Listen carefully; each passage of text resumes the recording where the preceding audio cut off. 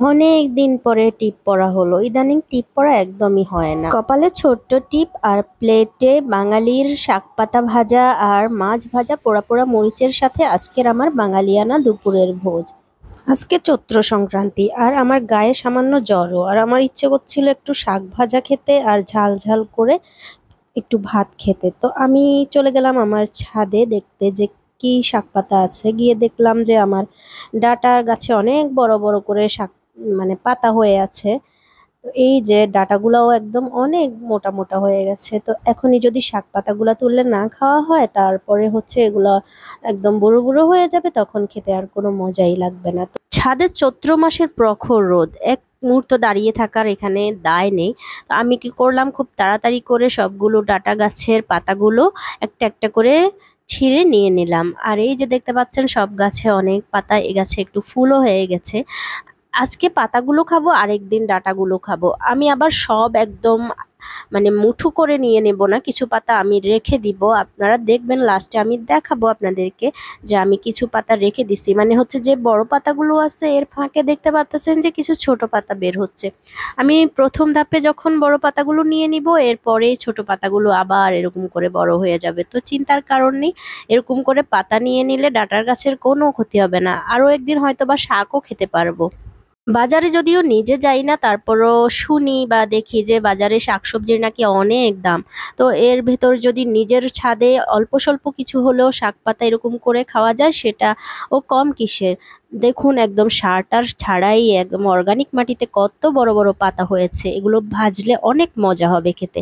আমার সব পাতা তোলা হয়ে গেছে, দেখতে একেবারে জকজক করছে সবগুলো পাতা। বইয়ের ভাষায় ডাটা বলা হলেও আমাদের ফেনীর ভাষায় এটাকে আমরা মাইরা বলি, আবার বরিশালের ওরা দেখি বলে যে ড্যাঙ্গা। তো এই যে দেখেন আমি সবগুলা পাতা তুলে নেওয়ার পরে এইরকম ভাবে একদম ডাটাটা রয়ে গেছে। আর আরো নতুন নতুন যে কুশিগুলো বের হচ্ছে সেগুলো আমি রেখে দিয়েছি। এই কুশিগুলা থেকে কিছুদিন পরে আবার নতুন পাতা একদম বড় বড় হয়ে যাবে, তখন ইচ্ছে করলে আবারও শাক খেতে পারবো। যদি চাই যে তখনও আমি হচ্ছে ডাটাটা আবার রেখে দিতে পারবো, অথবা ডাটা ও মাংস দিয়ে কিংবা মাছ দিয়ে রান্না করে খেতে পারবো। তো আমার শাক পাতা তোলা হয়ে গেছে, চলেন এখন রান্না বান্নার দিকে চলে যাই। রান্নার আগে তো এগুলাকে ভালো করে পরিষ্কার করে বেছে কেটে কুটে নিতে হবে। তো এরকম পোকাওয়ালা পাতা ফেলে দিয়ে আমি হচ্ছে শাকগুলো সব কেটে কুটে পরিষ্কার করে নিয়েছি। নিয়ে এগুলোকে ধুয়ে নিয়েছি। ধুয়ে হচ্ছে একটা কড়াই বসিয়ে দিয়েছি চুলার মধ্যে কড়াই বসিয়ে দিয়ে শাকটাকে আমি সিদ্ধ বসিয়ে দিলাম, কারণ ডাঁটা শাক একটু সিদ্ধ করে তারপরেই আপনাকে ভাজতে হবে, না হলে মজা লাগবে না। তো আমি একটা ঢাকনা দিয়ে এগুলোকে সিদ্ধ করে নিলাম। সেদ্ধ করার পরে আমি যেটা করব, এরকম পেঁয়াজ রসুন শুকনো মরিচ কাঁচামরিচ দুটা দিয়েই আমি হচ্ছে শাক পাতাগুলোকে ভাজি করে নিব। সাথে আমি দিয়ে দিচ্ছি একটু সরিষার তেল। আমি ঝাঁঝালো সরিষার তেল দিয়ে ভাজবো, কারণ আমার যেহেতু সর্দি জ্বর।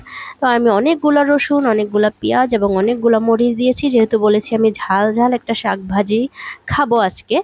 তো আমি একটু নেড়ে চেড়ে আমার শাক পাতাগুলো ভাজি করা হয়ে গেছে, চুলার পাশে একটু খেয়ে দেখলাম আহ দারুণ।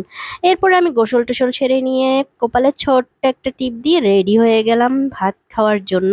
কারণ আজকে চৈত্র সংক্রান্তিতে ভাবলাম যে একটু বাঙালিয়ানা সাজ দিই। সাজ বলতে কিছুই না, অনেক দিন ধরে টিপ পরা হয়নি, অনেক দিন না অনেক বছর ধরে টিপ পরা হয়নি। আজকে একটু টিপ পরতে ইচ্ছে করলো, তাই টিপ পরলাম।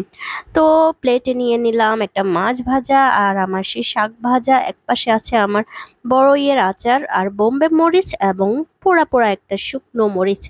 এরপরে প্লেট নিয়ে আমি আমার রুমের দক্ষিণের জানালায় বাতাস খেতে খেতে ভাত খেতে বসে গেলাম। তো যেহেতু ঝাল খেতে ইচ্ছে করছে, আমি সেজন্য বোম্বে মরিচটাও আমার প্লেটে নিয়ে নিয়েছি। প্রথমে আমি শাক দিয়েই শুরু করলাম। শাক ভাজাটা বিশ্বাস করবেন না, ঝাল ঝাল অনেক মজা হয়েছে। আর যেহেতু আমার বাগানের একদম ফ্রেশ শাক, এক কথা অসাধারণ অসাধারণ।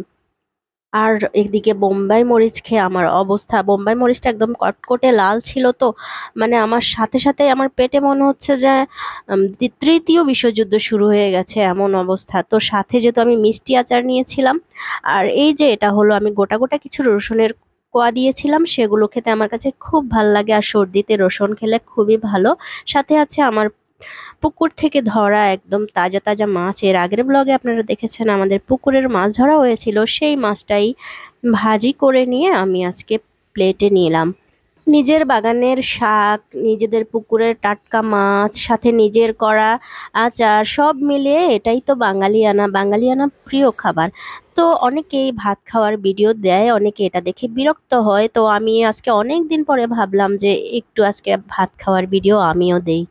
অনেক দিন পরেই ভাত খাওয়ার ভিডিও দিচ্ছি, কেউ আবার কিছু মনে করবেন না প্লিজ। সবাইকে নতুন বছরের অগ্রিম শুভেচ্ছা। ভালো থাকবেন, আল্লাহ হাফেজ।